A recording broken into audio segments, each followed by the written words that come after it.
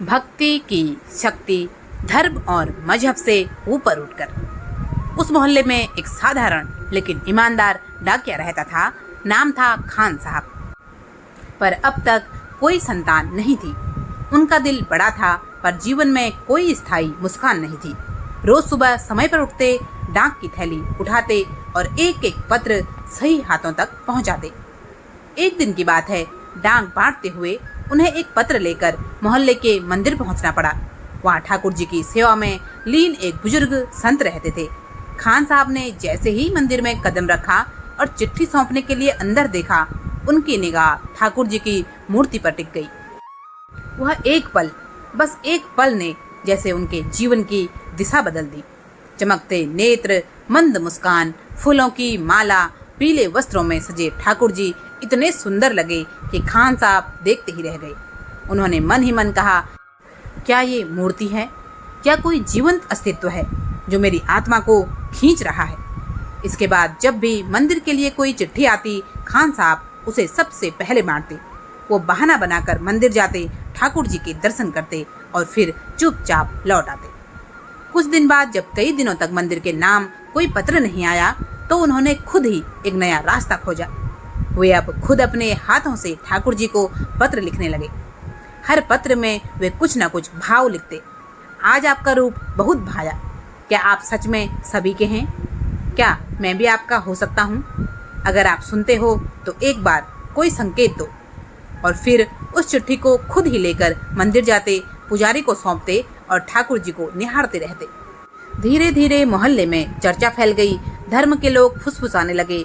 किसी ने ताना मारा, किसी ने बुरा भला कहा काफिरों के मंदिर में जाता है, इसलिए अल्लाह ने तुझे औलाद नहीं दी। यह ईमान से फिर गया है।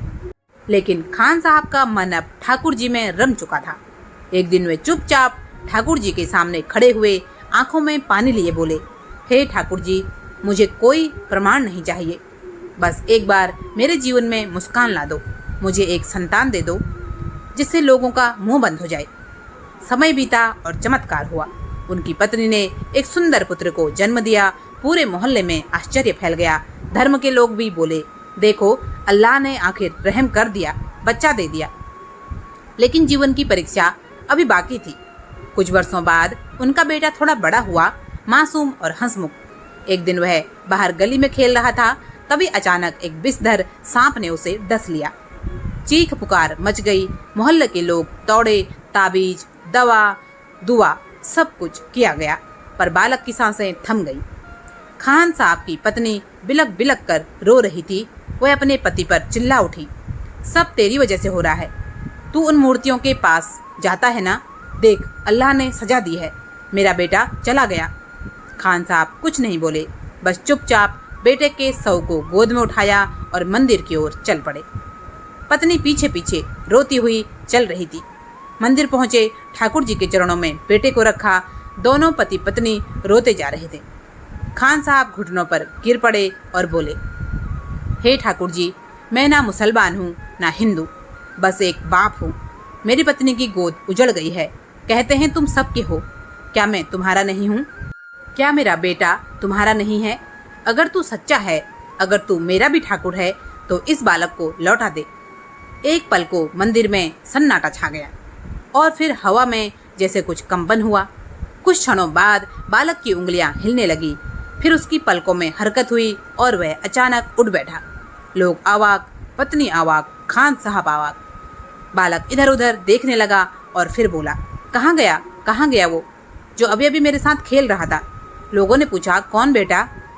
बच्चे ने ठाकुर जी की मूर्ति की ओर उंगली उठाई और कहा, वो वही बच्चा अभी मेरे साथ खेल रहा था। बहुत अच्छा दोस्त है मेरा। उसने मुझसे कहा, चलो वापस जाओ, तुम्हारे बाबा तुम्हें बुला रहे हैं। मंदिर में खड़े हर व्यक्ति की आंखें भर आई। वह ठाकुर जी जो अपने भक्तों के लिए दौड़े आते हैं, आज एक मुस्लिम डाकिये की पुकार पर स्वयं बालक का रूप धरकर उसके बेटे के साथ खेल गए और उसे जीवन लौटा दिया। उस दिन के बाद खान साहब ने कोई धर्म का बंधन नहीं माना। वो सिर्फ प्रेम को धर्म मान बैठे और ठाकुर जी को अपना बना लिया। जय श्री कृष्ण।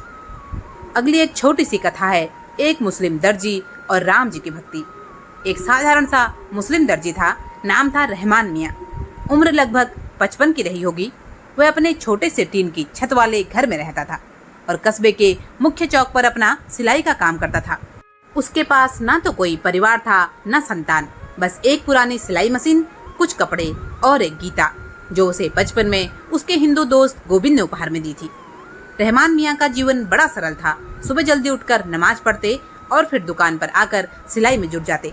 मगर इस सीधी सादी दिनचर्या में एक चीज बेहद खास थी, उनके मन में राम जी के प्रति अटूट श्रद्धा। हाँ, उन्होंने कभी किसी मंदिर में भगवान की मूर्ति को नहीं छुआ, न ही कभी आरती में भाग लिया, मगर अपने दिल में राम राम का नाम हर समय जपते रहे। दुकान में बैठकर जब कपड़े सिलते तो होंठों से बस एक ही नाम निकलता, राम राम राम। लोग मजाक उड़ाते, अरे रहमान मियाँ, आप तो मुसलमान हो, ये क्या राम राम रटते हो? और वो मुस्कुरा कर कहते, खुदा और राम में फर्क नहीं, इश्क करने वाला नाम में नहीं भाव में देखता है। एक बार की बात है, कस्बे में एक रामलीला का आयोजन हुआ। पूरा गांव उमड़ पड़ा। रहमान मियाँ दूर एक पेड़ के नीचे बैठकर चुपचाप लीला देख रहे थे। मंच पर राम जी का वनवास, रावण वध और फिर राम जी का राज्याभिषेक हुआ। जब राम जी का राज्याभिषेक के बाद सबको आशीर्वाद देने वे मंच से नीचे उतरे तो रहमान मियाँ की आंखों से आंसू बह निकले। वे अपने आप में बड़बड़ाने लगे, हे राम, तू तो सबका है, क्या मुझे भी एक बार देखेगा? उस रात वह दुकान में अकेले बैठे थे। दीपावली का दिन था, चारों तरफ रोशनी थी, मगर उनके भीतर एक अजीब शांति थी। तभी अचानक हवा चलने लगी, दीपक टिमटिमाने लगे। रहमान मियाँ आंखें बंद कर जैसे ध्यान में चले गए थे और जब आंखें खोली, सामने सफेद प्रकाश में एक तेजस्वी आकृति खड़ी थी, धनुष बाण लिए, आंखों में करुणा और प्रेम। रहमान, तुम्हारी भक्ति ने मुझे खींच लिया। रहमान मियाँ की आंखें छलक पड़ी। उन्होंने हाथ जोड़ लिए, हे प्रभु, मैं तो इस लायक नहीं था। भगवान मुस्कुराए और बोले, भक्ति का कोई मजहब नहीं होता। रहमान मियाँ की आंखों से अश्रुधारा बहे जा रही थी। वे श्री राम के चरणों में सिर रखे हुए रोते जा रहे थे। मानो वर्षों से भीतर जो प्रेम दबा था वह आज प्रभु के सामने पिघल कर बह निकला हो। तभी भगवान श्री राम ने रहमान मियाँ के कंधे पर स्नेह भरा हाथ रखा और अत्यंत कोमल स्वर में बोले, रहमान, मैंने तो रसखान पर भी कृपा बरसाई थी, वह मुसलमान कवि पर, जिसने कहा था कि अगर जन्म मिले तो गोवर्धन की गायों में मिले, जहाँ कान्हा चराते हैं। मैंने धर्म और जाति नहीं देखी, मैंने बस उनका भाव देखा। मैंने कबीर को भी अपनाया, जो जुलाहे थे, जिन्होंने न कभी मंदिर की घंटी बजाई, न मस्जिद की मीनार पर चढ़े, बस प्रेम से मेरा नाम लिया। मैं किसी धर्म का नहीं हूँ, मैं तो भाव का हूँ। जो मुझे प्रेम से पुकारेगा वह मेरा है, चाहे वह किसी भी जाति का हो, किसी भी धर्म का हो, पशु हो, पक्षी हो, राक्षस हो, वनवासी हो। अगर उसके हृदय में प्रेम है तो मैं उसके पास दौड़ा चला आता हूँ। मैं विभीषण को लंका का राजा बना सकता हूँ, मैं सबरी के जूठे बेर खा सकता हूँ, मैं हनुमान को अपना प्राण कह सकता हूँ। तो फिर एक रहमान मियाँ से मेरा क्या बैर? जो मुझे प्रेम से देखता है मैं उसे हृदय से अपनाता हूँ। मैं ना मंदिरों में बंद हूँ, ना मस्जिद में कैद हूँ।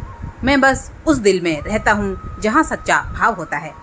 श्री राम की ये वाणी जैसे पूरी धरती पर अमृत की तरह बरस रही थी। रहमान मियाँ अब कुछ कह नहीं पा रहे थे, बस मौन थे, किंतु उस मौन में ही उनका संपूर्ण समर्पण बोल रहा था।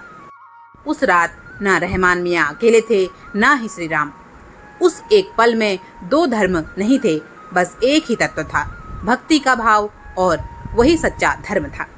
उस दिन के बाद रहमान मियाँ का चेहरा हमेशा दिव्य आभा से दमकता था और अब लोग उन्हें तिरछी नजरों से नहीं देखते थे, बल्कि सभी उनसे राम राम करने आते थे। उन्होंने कभी धर्म नहीं बदला, न कोई प्रचार किया, बस एक ही बात कहते, नाम चाहे खुदा हो या राम, अगर प्रेम से पुकारा जाए तो ईश्वर दौड़े चले आते हैं। कहानी यदि पसंद आई हो तो कृपया वीडियो को लाइक करें, चैनल पर नए हैं तो सब्सक्राइब अवश्य करें। कमेंट बॉक्स में जय श्री राम का जयकारा अवश्य लगाएं। आप सभी का बहुत बहुत धन्यवाद। जय जय श्री राम।